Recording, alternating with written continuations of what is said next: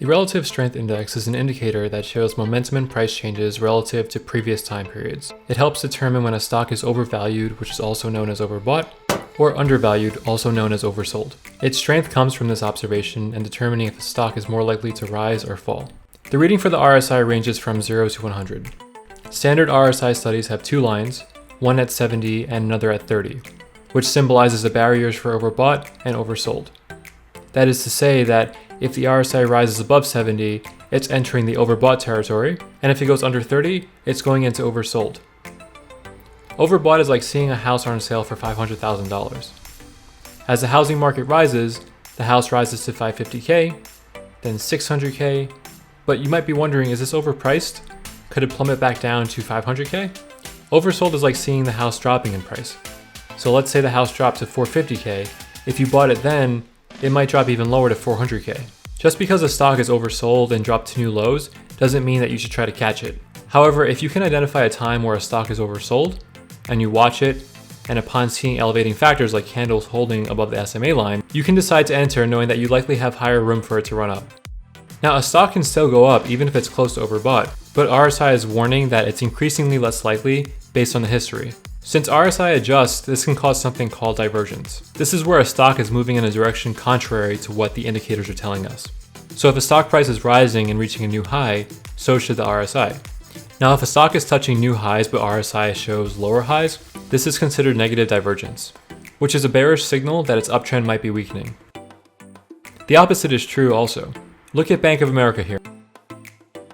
You can see that on 3/9 it hit around $21, and it was way under the oversold line. If you use that as a signal to buy, you would have been in trouble because it dropped even lower on 3/23, and the RSI rose.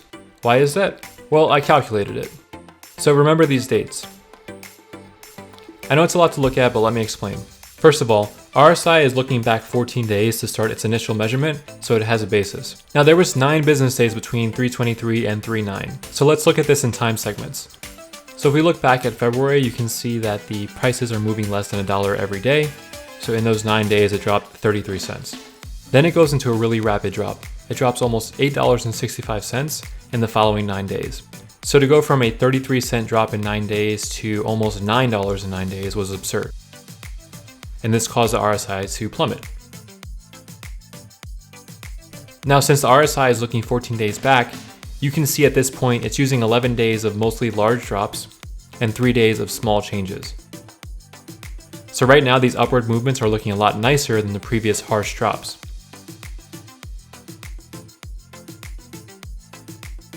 The market isn't reversing its trend, it's more so moving sideways at this point, versus before it was just plummeting.